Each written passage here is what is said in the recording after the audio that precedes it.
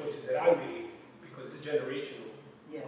And that's one of the reasons. That's one of the things that motivates me every day is to change that paradox, change that narrative. So in order to break that cycle of incarceration, but getting to my point, if I send my nephew $50, they take $7 surcharge. Right. So every time I send them money, they get. The prison does. Yes, Right. they get money.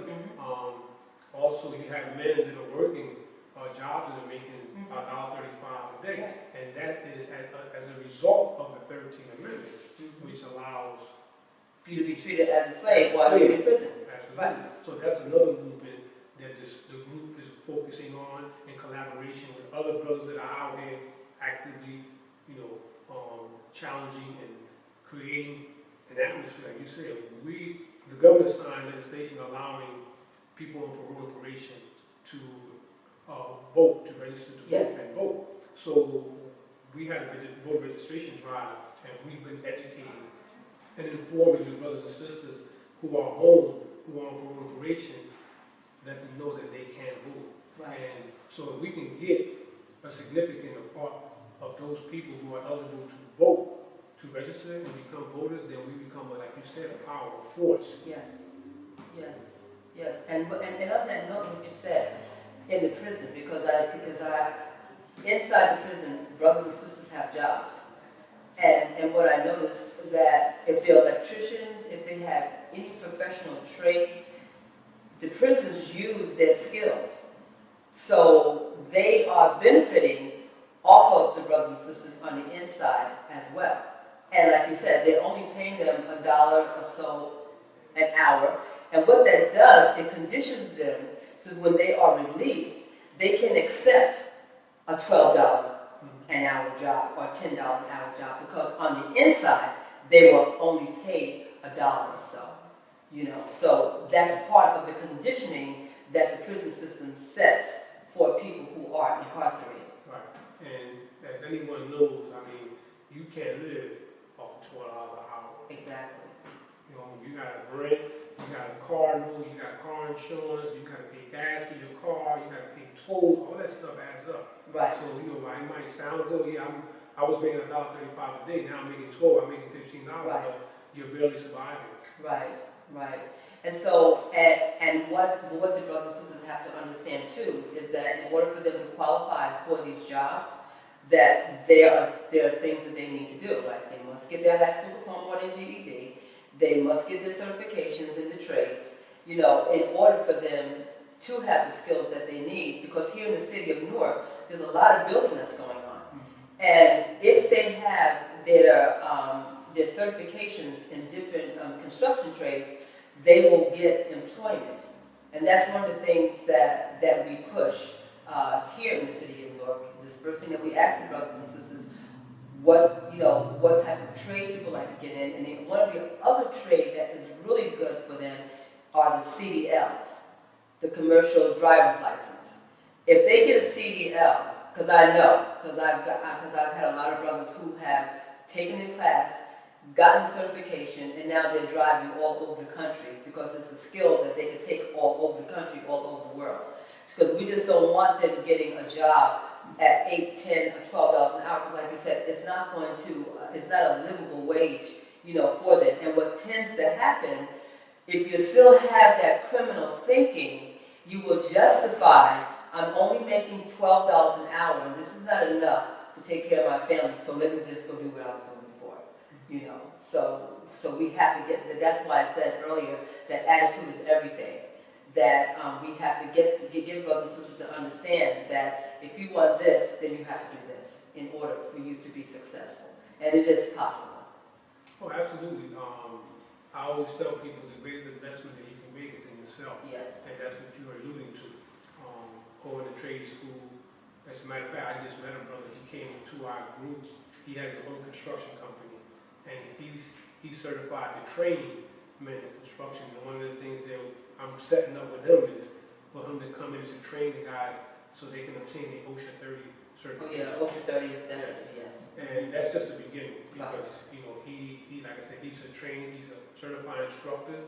And so I want to get into safety and things like that. So this way, guys have these certifications and they're able to obtain jobs that pay livable wages. Exactly. And work with companies that offer benefits, medical, dental, and things of that nature. Right. Without those things, it's really difficult.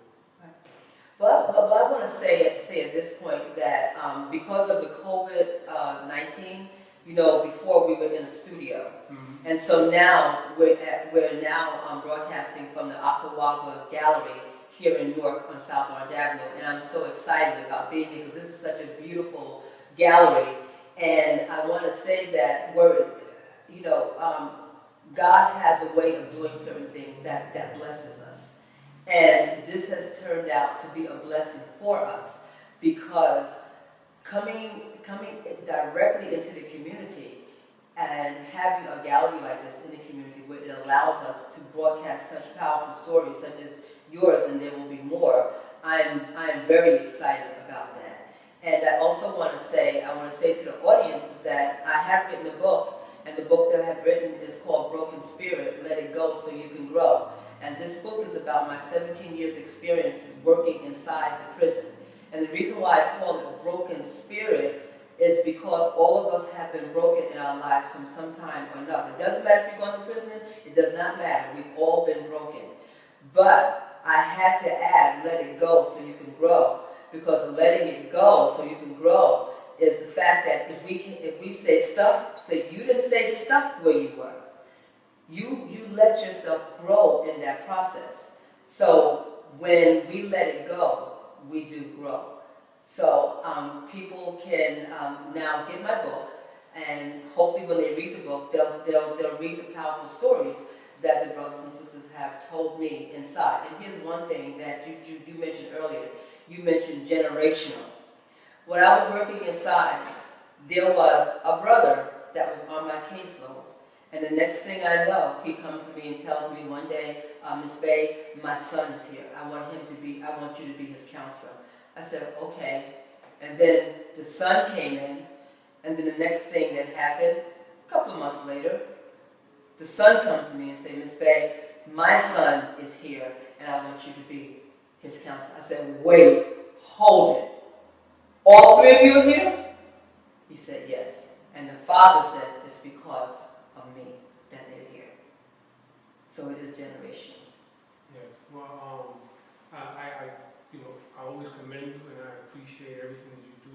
You're a powerful force in the community, and you have helped a lot of men, including myself. So I bear witness to that. And definitely, we have the power to change. And I try to stay away from the word change because change is, I can go now home and change my clothes. Okay. I like to use transformation. And that's good. when you transform your life, there's no going back. Yes. It's like a caterpillar turns into a butterfly. Once he makes that transformation, he can't go back. Right. And nevertheless, growing up the way I grew up and how a lot of men and women who are incarcerated, the environment that they grew up in, yes. That old man or that old woman is always in them. That's why it's important for you to stay spiritually grounded. And like you said, people are broken, and you have to acknowledge that. For me, having a spiritual foundation, that foundation, the house that I built was in disorder. Right. The doors were in the wrong locations, the windows were in the wrong locations, so I had to tear that whole house down and rebuild it. That's what I'm doing. I'm rebuilding. Well, you're definitely doing an outstanding job because you look younger too. So. My brother. Okay, your brother. Okay. So through my transformation, what helped me were the books that I read. When I started in college in 1994, I was going through like a traumatic period in my life. And I had said to myself, you know what, someone went through what I've gone through before. So I started reading. And as a result of the books that I read, it helped to transform me. So the books that I have here that's on the shelf, these are the books that I've read, and even the beauty of it is the books that I read are the books that I'm using now to help brothers and sisters transform their lives. So I love the fact that like for example, when I read the titles, like I don't know if you're familiar with Dr. Ruiz's the 4 Agreements. Yes. Dr. Miguel Ruiz, his 4 Agreements is like powerful. So if anybody get that book, and they read that book, they will start their transformation, right? So I've got the signal, 1 minute, so you have 30 seconds to tell the audience your vision. Well, my vision is to change the narrative that exists in our community and to empower our youth so that they will have a sense of hope and they can truly be our future. Because if we give up on our youth, we give up on our future. There's nothing else that I need to say after that, because it is all about the youth. My name is Maryambey, and I am the host for Television, and thank you very much. I would like to thank Ms. Maryambey, for the opportunity to get my message out. The CEO of television. She has been very instrumental in re-entry, and I take my hat off to her, and I thank her so much for the opportunities that she has provided and she continues to provide to us.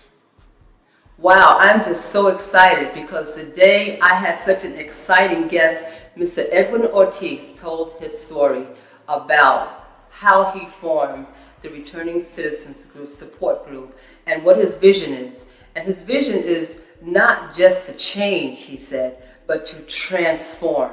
And when you talk about transformation, he used the example of a caterpillar and a butterfly. So what he talked about is us soaring, which is one of the things that Bishop T.D. Jakes talks about, is soaring, because we can soar. It does not matter what we've been through in life. The fact is that when we change our attitude to make it better for others, because it's not about just us, it's about how we serve the people that come into our lives. Thank you so much, and have a great day.